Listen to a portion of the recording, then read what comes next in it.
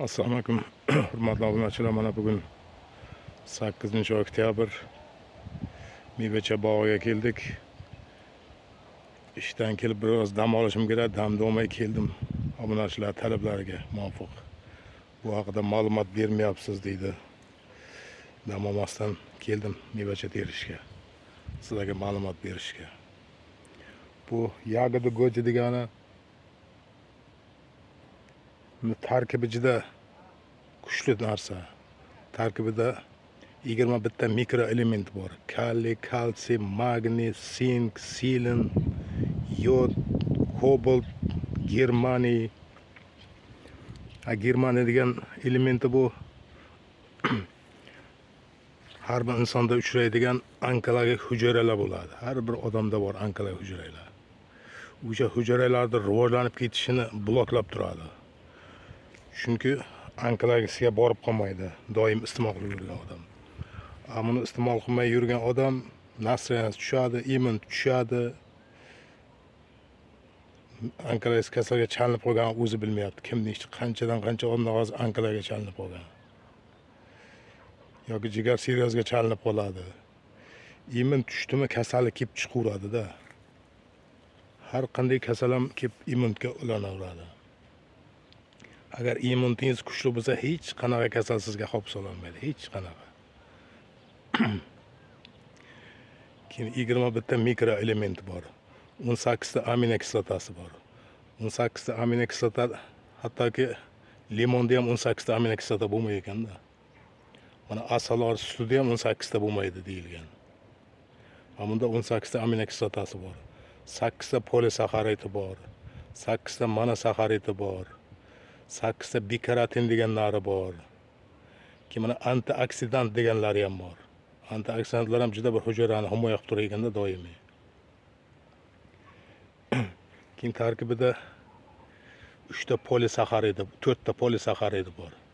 LB12, LB11, LB3, LB4 degan. Ular ham juda foydali narsa. Keyin mana dengiz mahsulotlarida bo'ladigan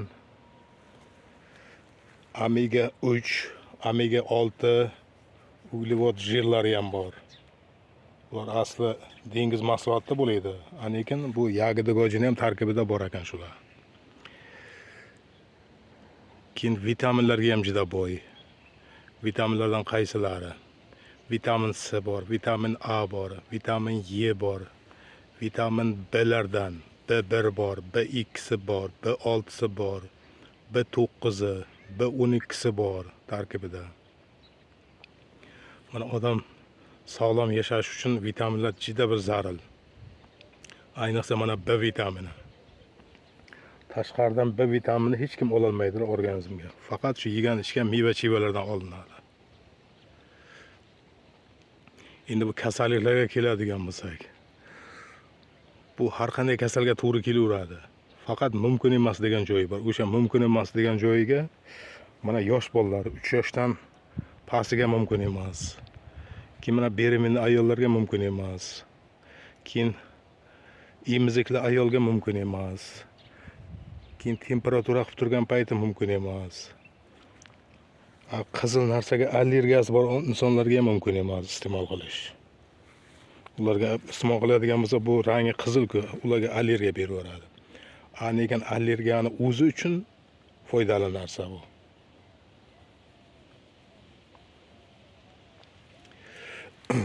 Keyin uning xususiyatlari nimalar? Go'jining xususiyatlari. Immunni ko'taryapti, qonni suyultiryapti, qonni tozalayapti, qon aylanishini yaxshilayapti, modda almashuvini yaxshilayapti, ichaklarni tozalayapti, qabziyatni oldini olyapti, hazmni yaxshilayapti, o't qopidagi dimlanishni olyapti, jigarni tozalayapti yog'lardan, toksinlardan, buyrakni tozalayapti qumlardan, toshlargacha maydalab tushiryapti. Endi men mana meditsina ko'p kuzatyapman. Shunaqa kuchli vrachlar chiqib leksiyalar o'qiyapti. Mana da 70-80% kasallik kelib chiqishi ichakdan ekan.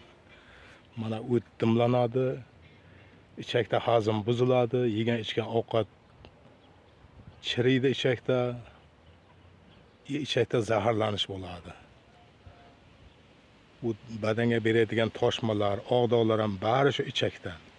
Mana ko'zni nuri haqida hozir juda ham bir tot ketyapti.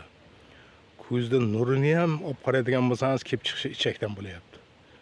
Chunki hazm buzilyapti, ichakda zaharlanish bor, qon quyuv, qonni suyultiradigan nima qilsa, ichaklar suyultirib beradi.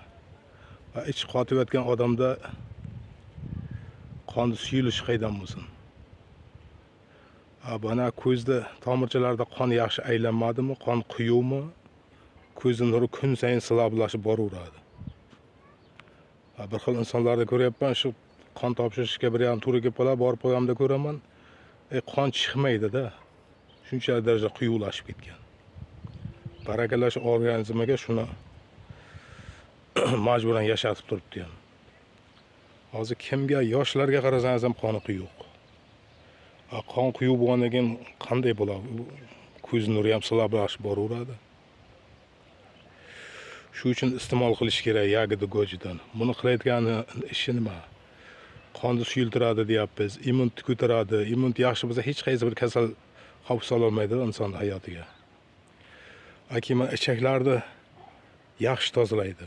To'g'ri, ichakni hozir o'zingizcha tozalasangiz ham bo'ladi. Yaxshi tozalaysiz. Lekin bir marta tozalaysiz, bir haftadan keyin yana ichak qotishadi. Buni iste'mol qilib yuradigan bo'lsangiz, hech qachon sizni ichingiz qotmaydi. Ich doim me'yorda keladi. Shu meditsinada o'qiyapman.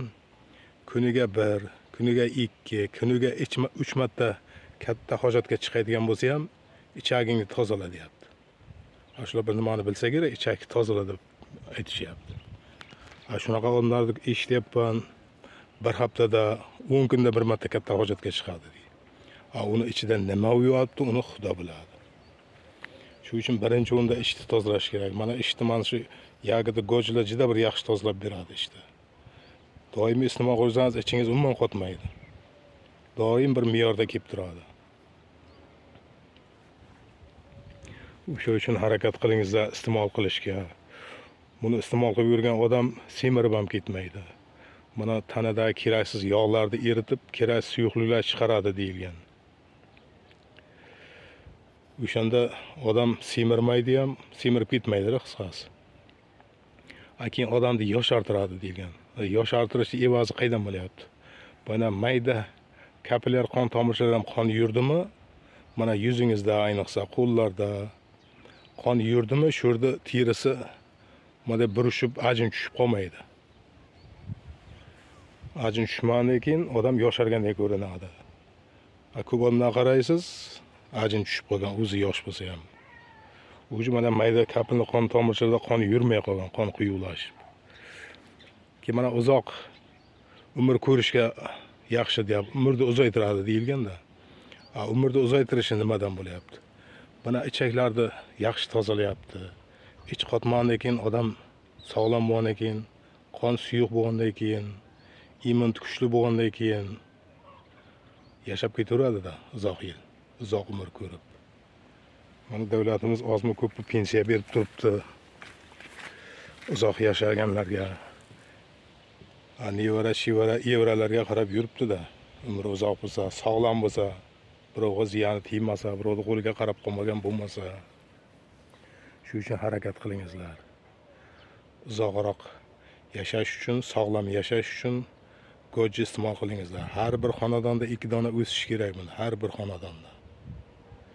2 dona go'jini mahsuloti bitta oilaga yetadi, 3-4 kishiga. Buni mana barglardan ham iste'mol qilsa bo'ladi. Xuddi choyda yoqib quritib iste'mol qilib ketaverasiz. Bargi ham shifobag'ish. Ta'ji bir xil kliniklar ham aytadi, bargi ham tugadi deydi. Mana qalamchalarni, tanachalarni sindirib choy qilib ichyapmiz deydi. Men aytam, to'g'ri qilasizlar.